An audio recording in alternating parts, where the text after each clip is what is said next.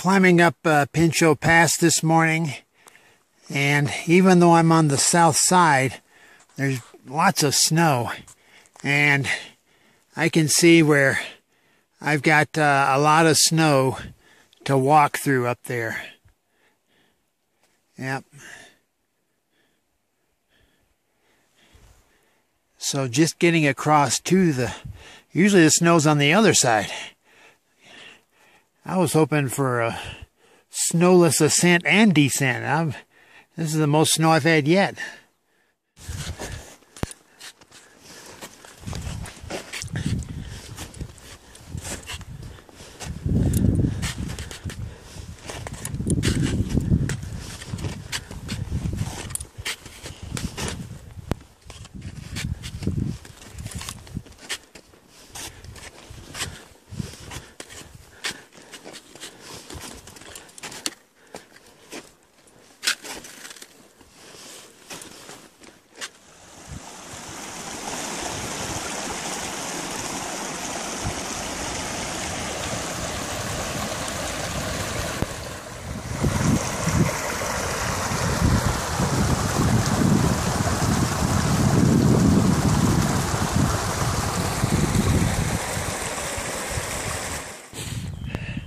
Made it to the top of Pinchot Pass. That's looking south the way I came up. I don't know if you can see down here all these little tarns, these little bodies of water left over from receding glaciers. And then this is the way I'm going. Once I find the trail. I see a few people down there. I don't know how they made it, but I'll just, they come from that way? They went all the way around, like these guys? Are they on the trail, or are they just having fun? Looks like the trail goes down right here. I'll figure it out. Anyways, next valley. Beautiful. Look at the lack of vegetation here, though. Nothing. This valley has all kind of greenery on down in there. Well, for the first 50 feet there was a trail, and now there's no trail. So you can see what people are doing. They're just bushwhacking their way down through the deep snow until you finally reach a trail.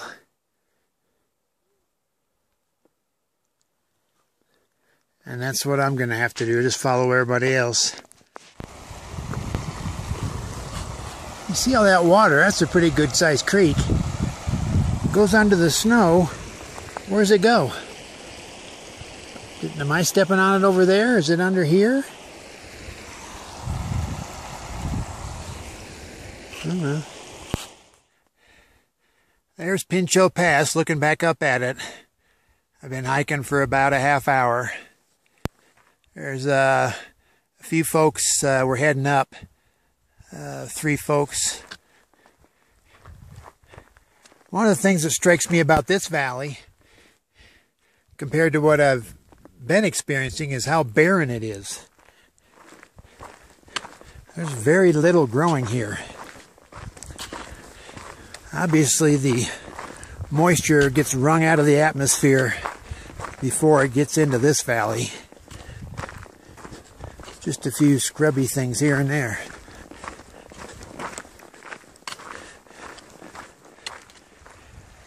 It's interesting, you got the aqua blue lake here first, and then down below it a mostly frozen lake.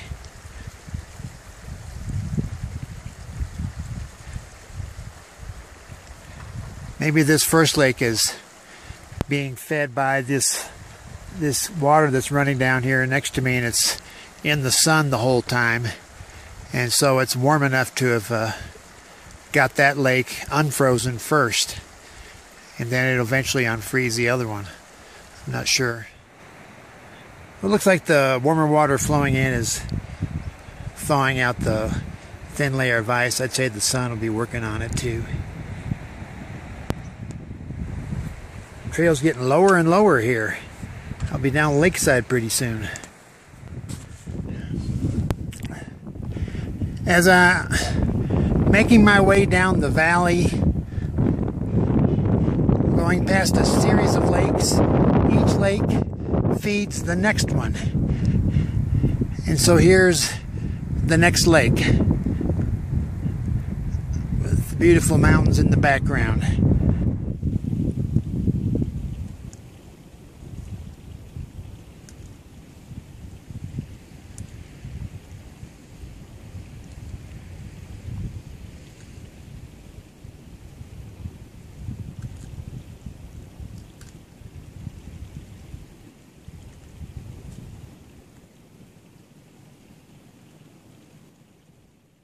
Another beautiful valley I'm heading into.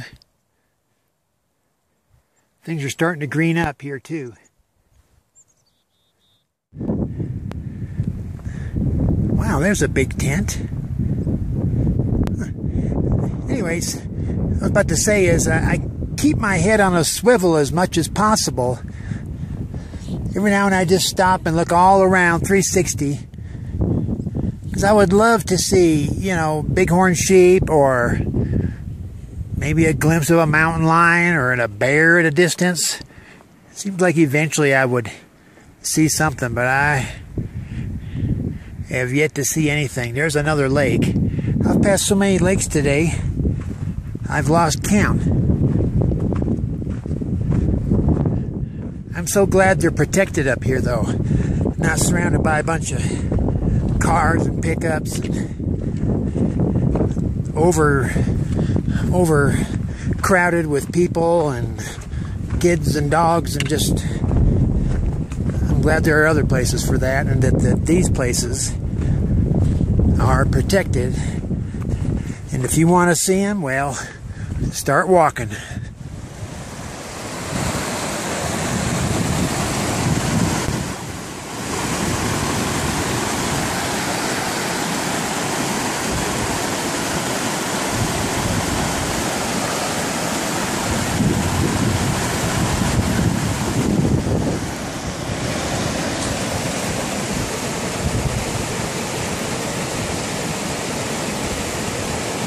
I made it over fork. Now I gotta see if I can make it over this trunk.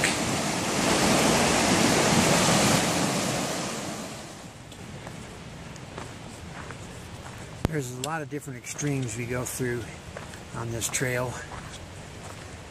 Temperatures, different terrain. One of the things, though, is different vegetation and amount of coverage you get from the sun. I'm trying to cross a creek right now. Why am I talking and trying to cross a creek?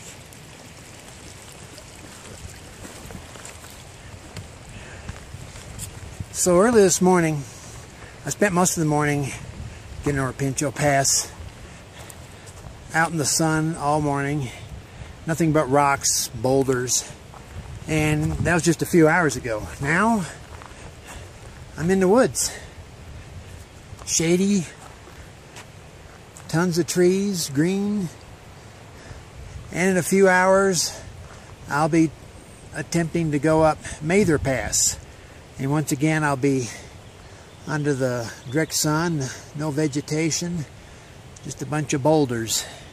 So while I'm down the valley, I'm going to enjoy this cool moment. A little bit of a breeze. It's nice. Just hope I can knock out Pinchot Pass today. If not, I'll get as close as I can. I've crossed about a dozen streams today, and they've all been pretty tricky. Some I had to just climb out on a tree trunks and just shinny my way across. Others, most of them you have to leave the trail and go up or down the stream to find a spot. The thing is, the easiest one was the one that I taped and I put on video. That's probably the reason why I chose it. The thing is, it's 2:30. And because of the freeze melt cycle up here. As the day goes on, all these creeks get swollen because the sun melts more snow during the day, more and more, and all day long the creeks get bigger, bigger, bigger, bigger, and then after sundown the melting abates and the creeks shrink back to a smaller size. So if you want to cross a creek, and it's a creek that's fed by snow, then your best bet is first thing in the morning.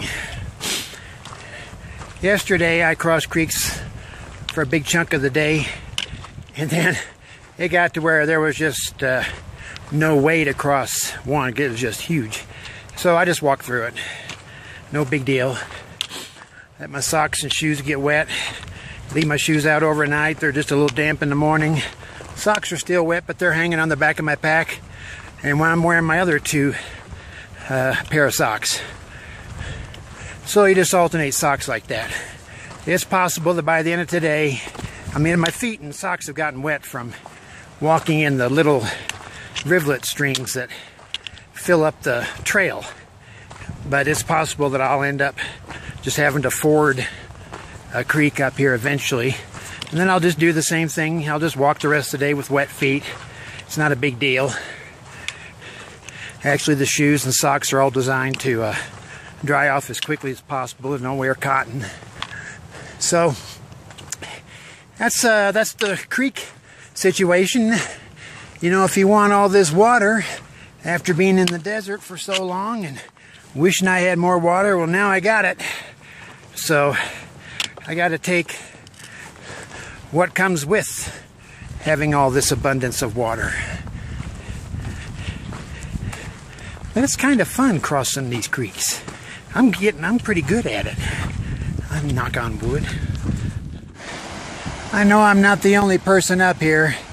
It just feels that way though. I just love the way this path meanders through that green meadow with this nice broad creek next to it. Yeah, it's another spot I wouldn't mind living. I'm 3 miles from Pinchot Pass, which is up there somewhere.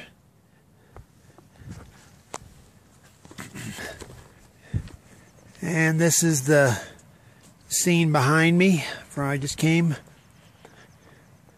Like the clouds there, maybe they'll get something out of that.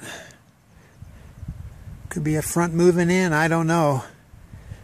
Once you're up here for a couple days, you're out of the loop. I've been pretty fortunate with weather. I hope it holds. With 2.3 miles to go and 950 feet in elevation, I still don't know if I'm going up that pass or over here. It'd probably help if I looked at my map. It's a long way down to that valley where I was earlier. I've come a long way. There's a thunderstorm buildup on the other side of that mountain. I hope it just stays over there and doesn't drift on over here, even though that's the way the surface winds are coming from, straight from that area. Apparently my destination is that notch up there. I still haven't decided if I'm going over tonight. I'm about halfway up Pinchot Pass. It's going on 6 o'clock at night. So this isn't the smartest thing. But I need to get to the other side tonight. I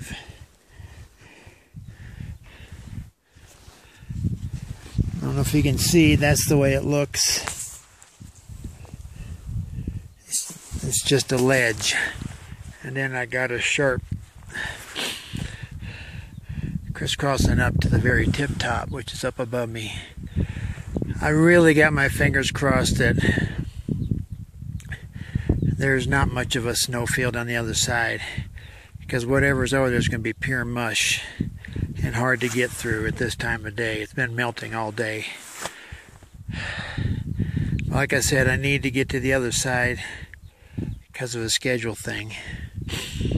So I'm just going to try. If I can't make it, if it's too bad, I'll come back down here part way and sleep on the ledge tonight.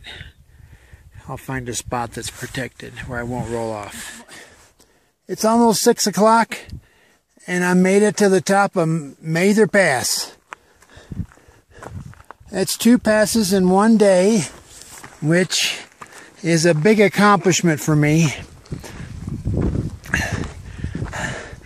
There's looking down into the other valley where I'm going. I actually haven't figured out where the trail goes from here. I might spend the night up here because I have to slog through a lot of snow, I'm afraid. If not, I'll try to go down.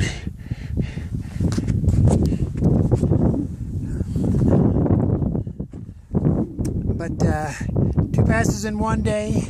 Very proud, very thankful to be up here.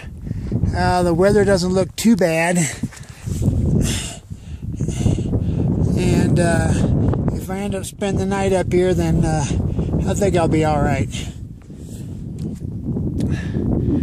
I'm down off of Mather Pass. I don't know if it was worth it. It was so hard. I had to walk boulders the whole way or posthole, and I did both. And I'm absolutely worn out. That was my second pass of the day. 7:18. It's going to be dark soon. My backpack is all torn to bits. That's the food bag that was in my backpack, and it just fell out. So, and there's no tent site anywhere within sight here, so I'm going to have to go along in the dark until I get to a tent site.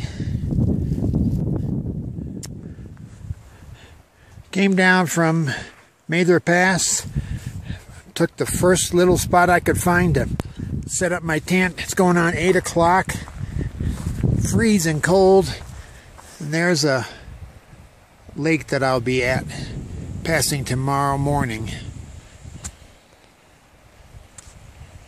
I still got twilight, so that's enough for me to set up my tent.